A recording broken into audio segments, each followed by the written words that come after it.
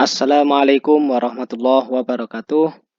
Eh, Berjumpa kembali di mata kuliah ya atau ya kita perkuliahan kita ini ya di mata kuliah intervensi komunitas ya. Nah, pada pertemuan kali ini saya akan menjelaskan mengenai data dan riset dan juga fungsinya gitu ya, fungsi data dan riset di dalam intervensi komunitas gitu ya. Oke, langsung saja. Ini. Nah, pertama yang perlu kita pahami dulu adalah mengenai istilah-istilah dasar yang terkait dengan data, terkait dengan riset di dalam proses intervensi komunitas itu sendiri gitu ya. Nah, yang pertama ada istilah data itu sendiri ya. Apa itu data? Nah, itu kan perlu kita pahami gitu ya. Kemudian variabel, apa itu variabel? Kemudian dataset. Nah, ini nanti istilah-istilah dasar yang akan kita gunakan di dalam melakukan riset uh, dalam kerangka intervensi komunitas gitu ya. Ya, pertama data. Apa itu data? Nah, kita mungkin sudah sering mendengar metode penelitian, metode riset gitu ya. Kuantitatif, kualitatif, observasi, wawancara. Kemudian metode pengumpulan data, metode analisis data. Nah, tapi pertanyaannya apa sih data itu? Gitu ya. Mungkin banyak dari kita yang belum paham apa itu sebenarnya data. Apa kaitannya dengan riset atau apa kaitannya dengan intervensi komunitas nantinya gitu ya. Nah, yang pertama kita definisikan dulu apa itu data. Data itu adalah eh, bisa kita artikan sebagai kumpulan informasi.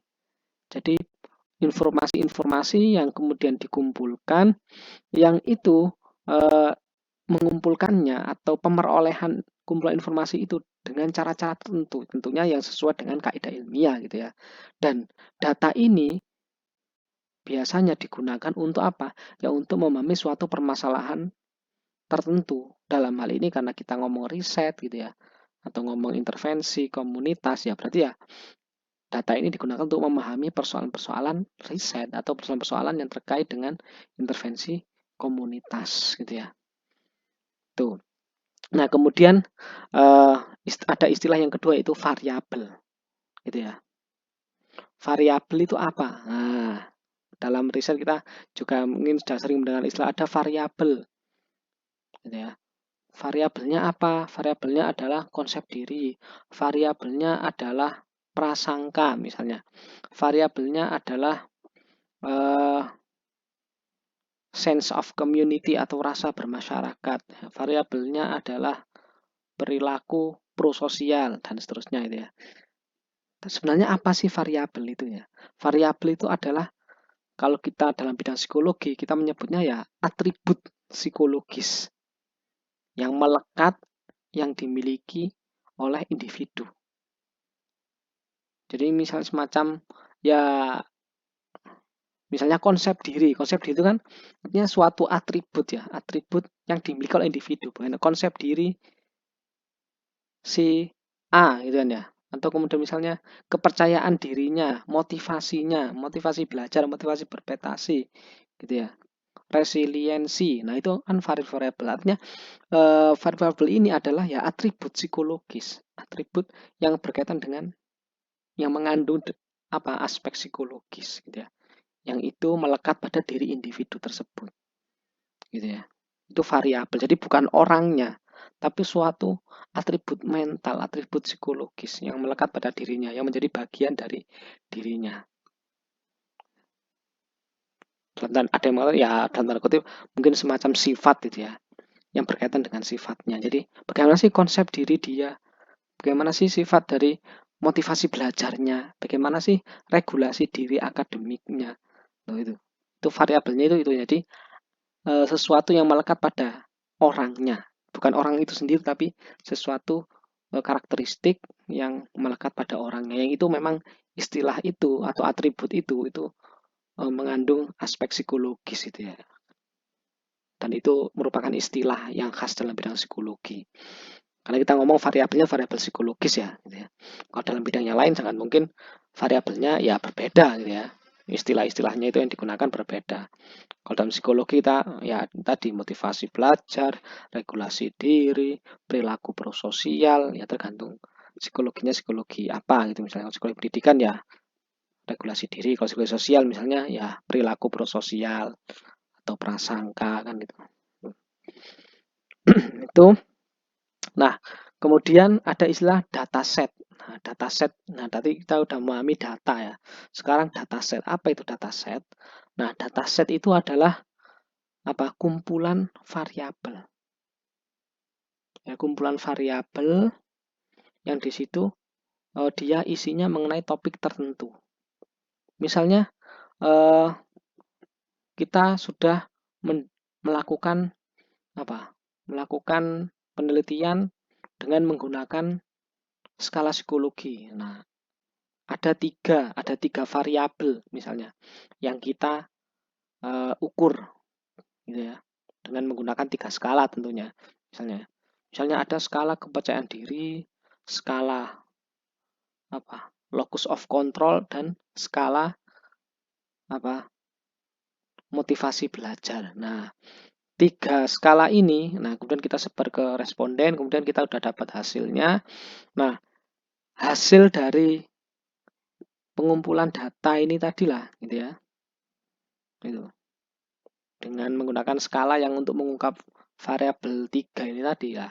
Itu data kasarnya itu ya. Jadi kan dari 100 mahasiswa misalnya subjeknya 100 mahasiswa ya. Ya udah, ya dataset itu adalah apa? Ya kumpulan dari variabel yang sudah diambil datanya. Mengenai topik apa? Topiknya adalah topiknya tentang ya tadi kepercayaan diri, terus apa tadi? Locus of control, kemudian yang ketiga adalah apa? Motivasi belajar. Jadi topiknya apa berarti? Topiknya adalah berarti mengenai ya tentang belajar gitu ya, tentang pendidikan gitu ya. Atau ya bisa diistilahkan topiknya ya tentang tiga itu ya, tiga variabelnya itu.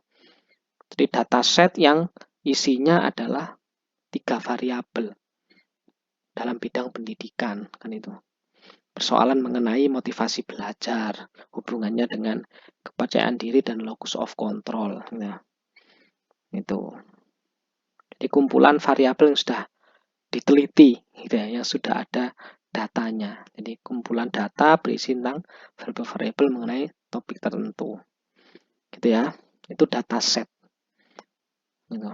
Ini kalau di jurnal ada namanya dataset in brief. Ada itu kalau cari jurnalnya itu. Tapi jurnal ini memang isinya ya cuma hasilnya, jadi deskripsinya gitu ya. Jadi deskripsi kuantitatifnya dari masing-masing variabel ini yang sudah diambil datanya ini.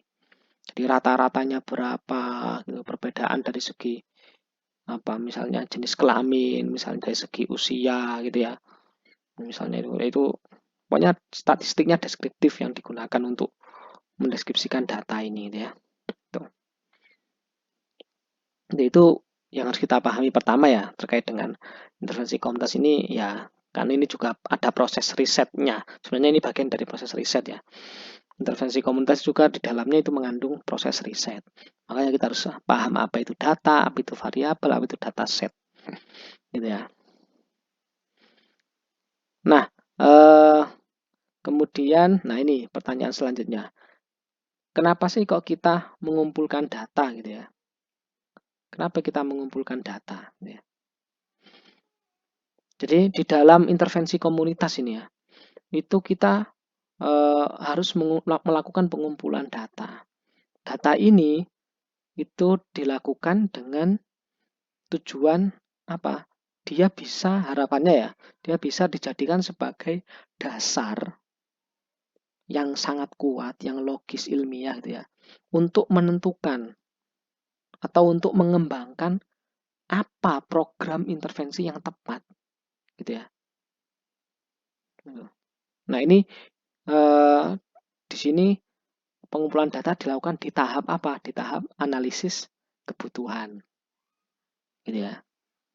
Jadi di tahap analisis kebutuhan kita melakukan pengumpulan data untuk apa ya menggali informasi, menggali mengidentifikasi masalah, kemudian menganalisis masalah itu nanti data yang dari lapangan itu ya, melalui berbagai cara gitu ya.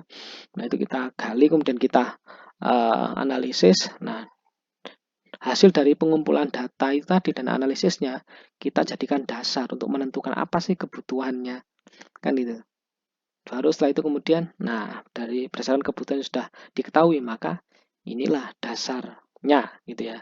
Inilah yang dijadikan dasar untuk menentukan apa program yang tepat untuk dikembangkan untuk memenuhi kebutuhan dan menyelesaikan permasalahan itu.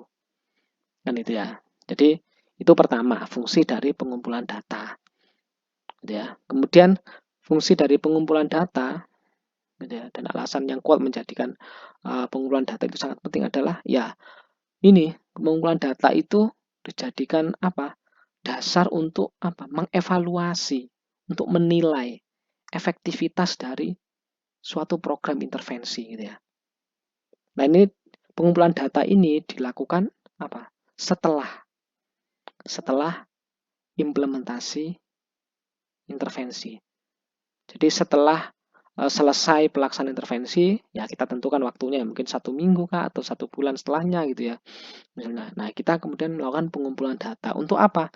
Untuk mengevaluasi apakah memang ada perubahan, apakah intervensi ini memang yang sudah dilaksanakan itu apakah memang efektif gitu ya, mencapai goals atau tujuannya, atau ya mencapai perubahan tadi ya, bahasa lainnya itu.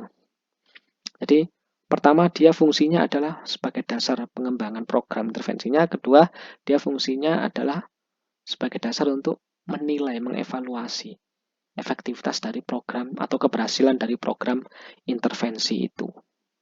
Ya, ini fungsi dan alasan dari pentingnya melakukan pengumpulan data dalam kerangka intervensi komunitas. Ya. Nah, data itu sendiri ya, yang perlu saya jelaskan ya, terkait dengan data untuk apa yang dilakukan pengumpulan nantinya itu ya. Itu ada 2 jenis, ada jenis data primer, ada jenis data sekunder. Saya kira ini kalian sudah paham ya. Ketika kita melakukan pengumpulan data, nah data itu ada 2 jenis sebenarnya. Kalau yang biasanya kita lakukan dalam penelitian, dalam riset pada umumnya, kebanyakan ya riset lapangan itu dilakukan dengan apa? Ya penelitian primer. Artinya apa? Ya dia langsung melakukan pengambilan data secara primer dari sumber primernya. Langsung wawancara, langsung pakai skala atau kuesioner, langsung ambil dari respondennya itu ya. Itu pengambilan data secara primer. Jadi data itu diperoleh atau pengumpulan data itu dilakukan dengan secara langsung gitu ya oleh peneliti. Dia langsung mengambil data sendiri gitu ya. Nah, kalau yang data sekunder itu peneliti tidak apa atau kita tidak melakukan pengambilan data sendiri gitu ya. Tapi kita menggunakan data yang sudah dikumpulkan oleh orang lain atau oleh peneliti lain. Jadi kalau kita menggunakan data yang sekunder, berarti kita tidak melakukan pengumpulan data sendiri, tapi kita menggunakan data yang sudah ada. Nah, bahasanya gitu, bahasa sederhananya. Jadi misalnya data biasanya kan ada dari misalnya BPS ya, misalnya kalau kita ngomong data di Indonesia itu kan banyak data yang sudah disediakan oleh BPS, misalnya jumlah atau angka kemiskinan di Indonesia atau bahkan di kabupaten X misalnya. Itu kan sudah ada dari BPS. Tiap tahun BPS pasti mengeluarkan itu. Kemudian data